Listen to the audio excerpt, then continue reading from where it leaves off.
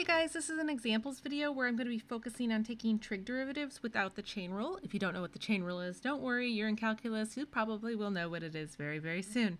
So here are the rules that I do assume that you know before you watch this video, so you can pause just to read them over. If you don't know these rules, then this might not be the right video for you, or you might want to just go back and refresh some of them. And then these are all the trig derivatives that we're going to work with for this, or potentially work with in this video. So I'm going to take the derivatives of these four functions. So if there's a particular one that you want to see, you can always fast forward to it, or you could use this as a way to quiz yourself. Pause the video here and then hit play when you're ready to see the solutions. Okay, so starting with A here. So to take the derivative, of this part here, this is going to require that I use the product rule. Now remember, the square root of x is the same thing as x to the 1/2. So when I take the derivative of this, this is going to be 1/2 x to the negative 1/2, and then I do not take the derivative of the second part of this, so I leave this part alone. Okay, so now I'm going to flip-flop it. I'm going to leave the square root of x alone. So let's see, I'm going to add to this, and I'm going to write this as x to the 1/2 instead of the square root of x. Now I'm going to multiply that by the derivative of cosecant x, and I've got my little handy dandy cheat sheet here, so that's going to be negative cosecant x, cotangent x. So in going through that, that's going to be negative cosecant x, cotangent x. Okay, bada bing, bada boom. All right, that's just the first part of the derivative, right? So now I've got to work my way over to this part here. Now, this is really x to the negative second, so I've got minus negative 2 x to the negative third, so I have to subtract 1 from the exponent. Okay, so now we just have to simplify this. So this is going to be 1 over 2 times the square root of x. Actually, I guess I could write cosecant x on top, cosecant x. And then, let's see, this will be minus the square root of x, cosecant x, cotangent x. So I just distributed that minus sign to the front. And then finally, this will be plus 2 over x to the third. And now we're all good. Okay, so for B here, if we don't know what the chain rule is, then what we want to do is we just want to reinterpret what this function actually means. So sine squared x is the same thing as sine of x times sine of x, which indicates that to take the derivative of this, we're going to have to use product rule. So let's roll up our sleeves and do that.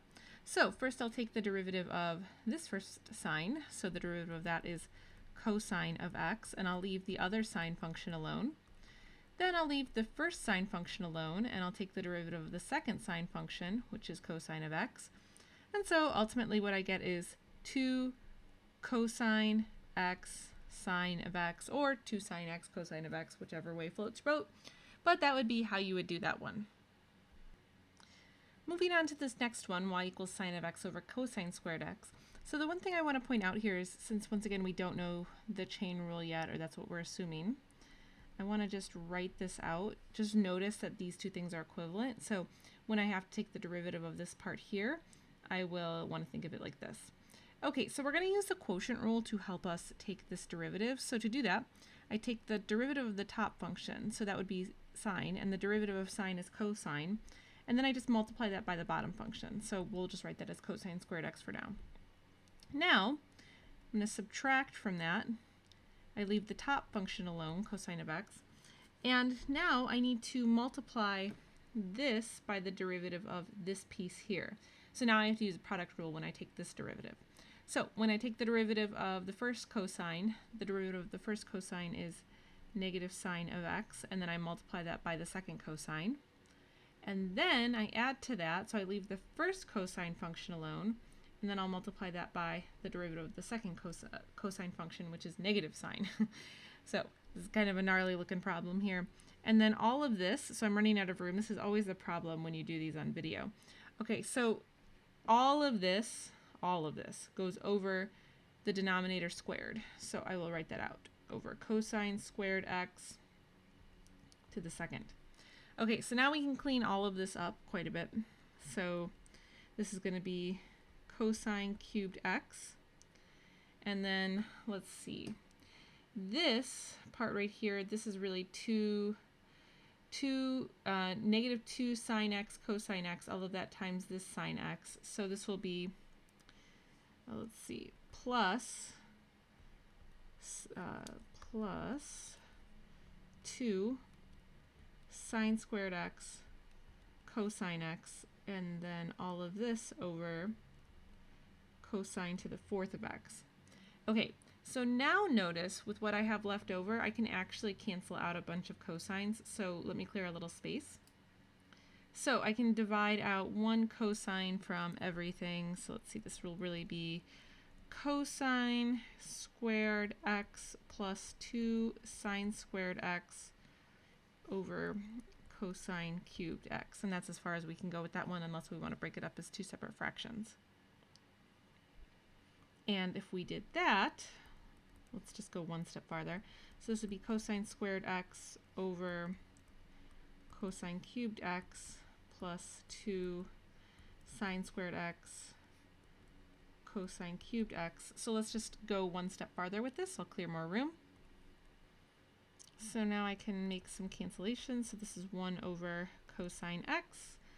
And now for this one, I'm going to rewrite this as 2 sine squared x over cosine squared x, this times 1 over cosine x.